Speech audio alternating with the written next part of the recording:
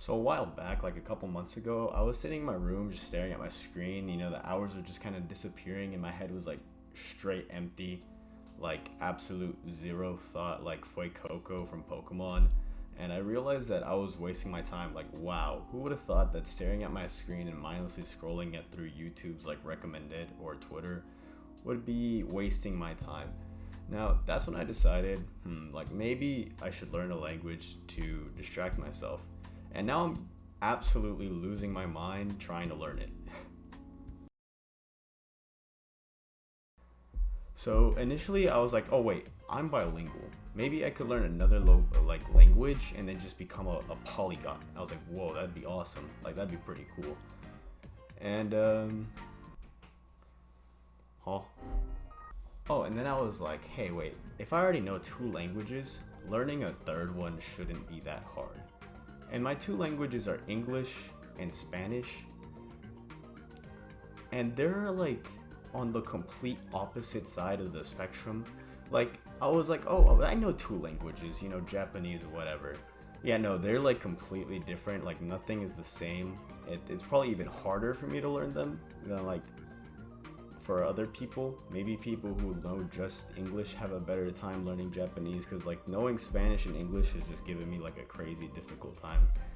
Like the brightest thing I've ever gotten from knowing Spanish and trying to learn Japanese is that the word for bread in Spanish is pan, and the word for bread in Japanese is pan. And I was like, whoa, that's awesome.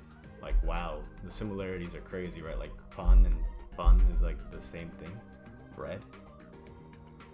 So that's cool. So when you're like learning Japanese, you have like things to learn.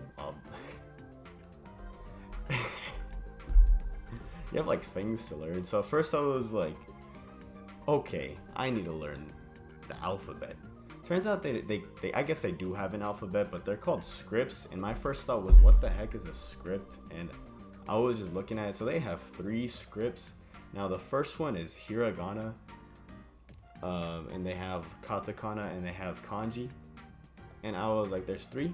So I was pretty intimidated by that fact. And so like, let me see.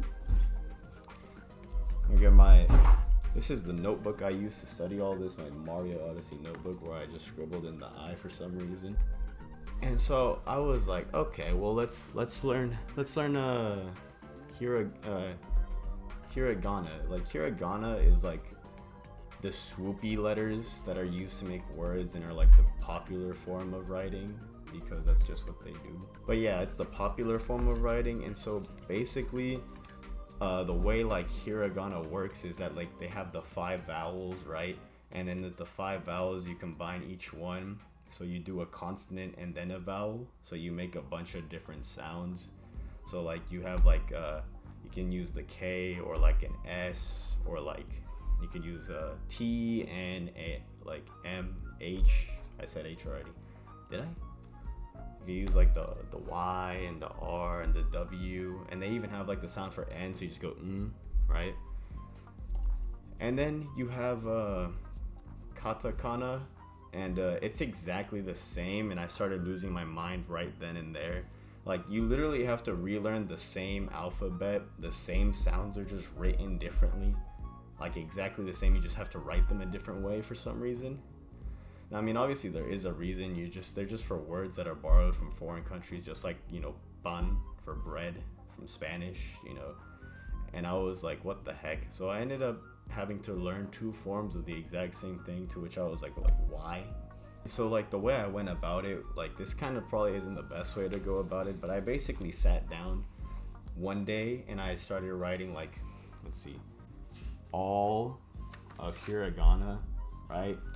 And then after I wrote down all of hiragana and its forms and stuff, because there's forms that I don't want to talk about because it's annoying, I just quizzed myself for the rest of the day until I got 100% accuracy.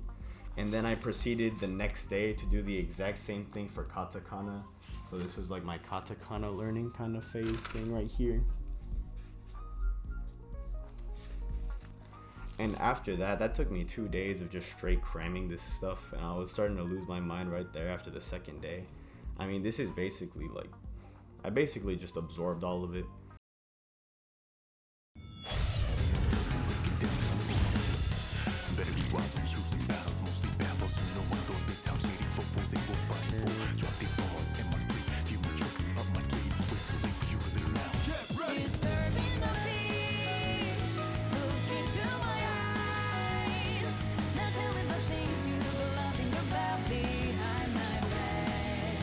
So what's it called? So right after this, I basically just started consuming kanji, grammar, and vocabulary, because that's really all there is left to do, just kanji, grammar, and vocabulary. I mean, that's like pretty much all there is, and it's like an infinite amount of material that I have to learn. I mean, ignore my like horrible handwriting, but I just kept going and writing and consuming just grammar. Yeah, I'm not even pointing this at the camera correctly, but you guys get the idea. Just writing grammar rules and just writing just random grammar things in kanji. And then eventually I was like, hey, this is kind of hard to do online. So I bought a used book, So I bought a used book called Genki, which I basically, that's my bookmark. I only ever got halfway through the book before I discovered a different resource, which I'll talk about later.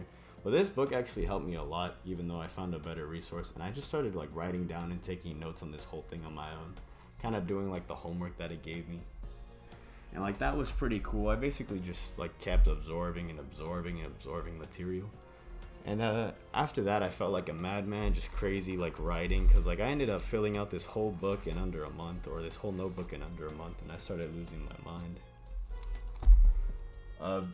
After that, I found this like crazy resource, this like magical resource, like the best resource ever to learn kanji, because I was like, how am I supposed to learn all like 2,000 plus kanji so fast? And then I discovered this like I said, magical resource called Wani Kani, which I think is like the best thing to ever exist for learning Japanese.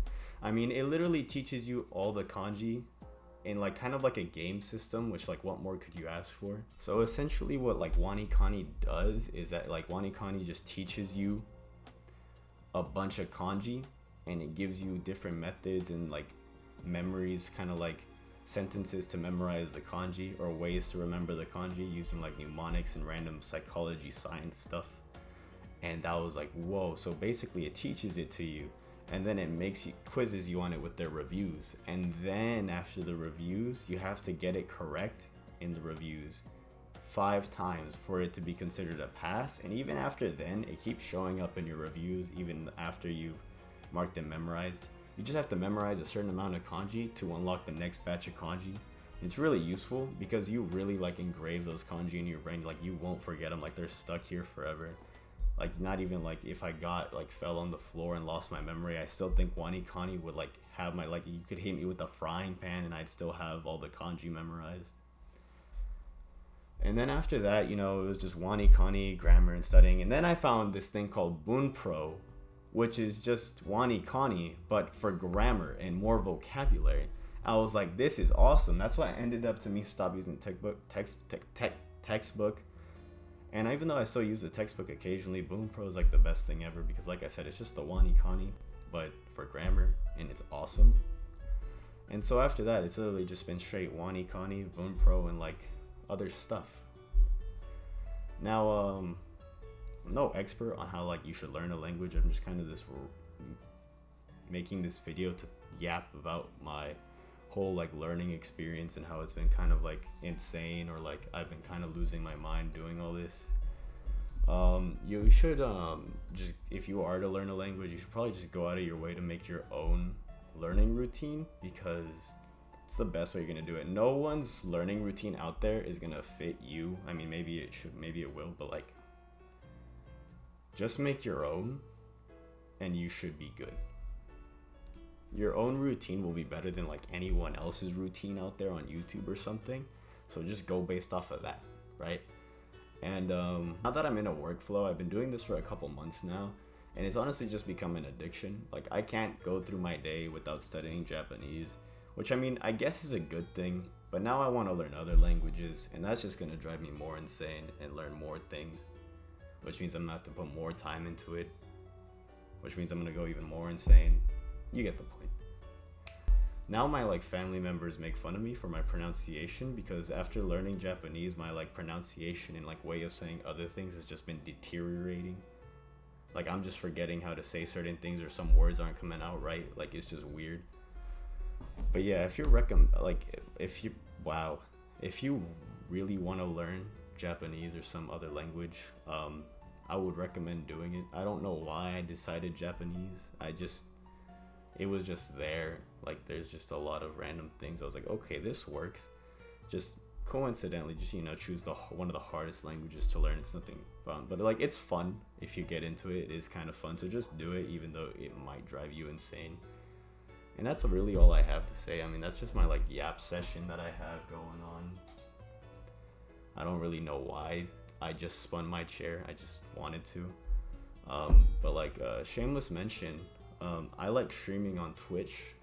So if you were to go look at my Twitch in my description, or just go type in twitch.tv/Jason102, I believe, then I'm currently playing Persona 4 because I recently played Persona 3 Reload, and I decided to just stream Persona 4 because Persona 4 is pretty cool.